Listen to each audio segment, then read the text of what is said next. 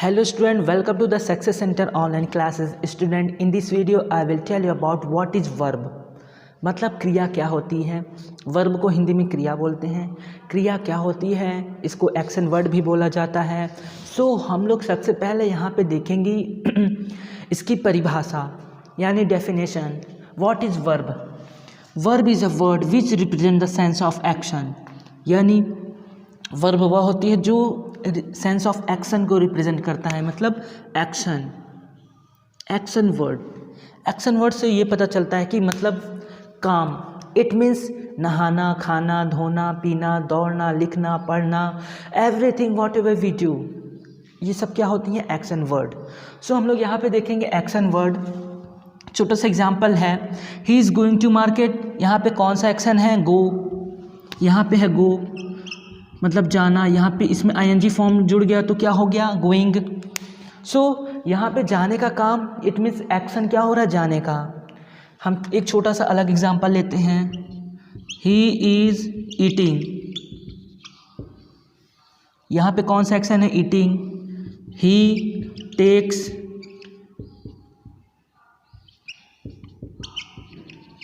Liquor. It means यहाँ पे जो एक्शन हो रहा है टेक्स। यहाँ पे जो ऐसा verb is a word which represent the sense of action, मतलब जो यहाँ पे एक्शन को रिप्रेजेंट करे वही वर्ब होता है। हम लोग देखेंगे there are two types of verb, दो होती हैं। पहला है मेन वर्ब, दूसरा है हेल्पिंग वर्ब। मुख्य क्रिया एंड सहायक क्रिया। यहाँ पे मेन वर्ब क्या होता है? Going, eating, taking, everything what ever action, जितने भी एक्शन हैं उसको बोलते हैं मेन वर्ब।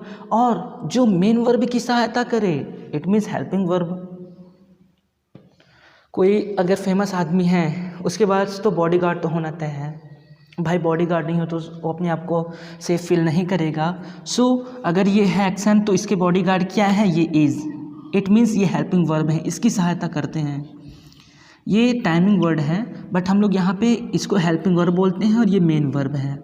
अगर आप वर्ब को नहीं पहचान पाएंगे तो मेन यानी ना आपको टेंस आएगा, ना एक्टिव पैसिव आएगा, कुछ भी नहीं आएगा। इट मीन्स ग्रामर का जितना निचोड़ है, जो मेन जड़ है, ठीक है, वो यही है verb.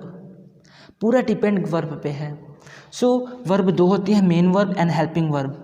Here main verb is here and helping verb is. अब हम लोग इसके अगला स्टेप देखेंगे, ठीक है स्टूडेंट। अब हम लोग देखेंगे मेन वर्ब यानी मेन वर्ब। अभी डिफिनेशन देख लिया मैंने, वर्ब कितने होते हैं? दो, मेन वर्ब और helping verb.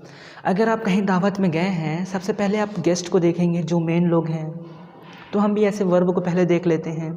Rule is rule, law is law. सबसे पहले हम लोग देखेंगे मेन वर्ब। मेन वर्ब क्या होती है? देखो आप पता चल गया था, एक्शन वर्ड, और जो इसकी सहायता करे, जो मेन वर्ब की सहायता करे, हेल्पिंग वर्ब। अब हम लोग देखेंगे अकॉर्डिंग टू फंक्शन, काम के आधार पे।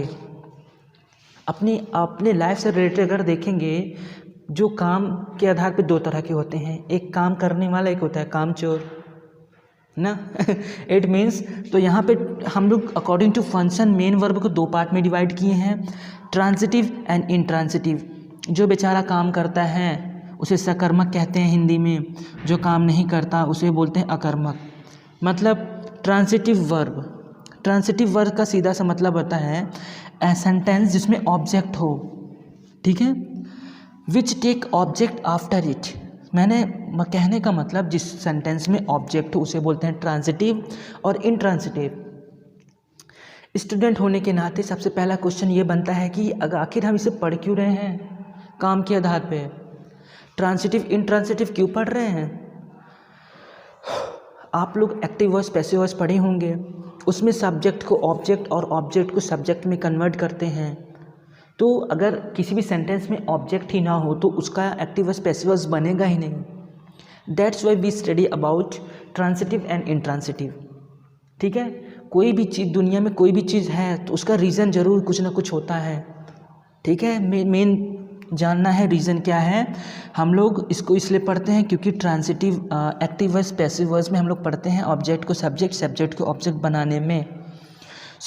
ऐसा सेंटेंस जिसमें ऑब्जेक्ट होता है उसमें ट्रांसिटिव, कहने का मतलब एक्टिव और पैसिव वॉइस हम केवल ट्रांसिटिव वर्ब का बनाते हैं और इंट्रांसिटिव वर्ब का कोई लेना देना नहीं है। कहने का मतलब which take object after it transitive verb, a verb which does not take object after it, जिसमें कोई ऑब्जेक्ट नहीं होता। छोटा सा एग्जांपल ले लेते हैं, ही रीड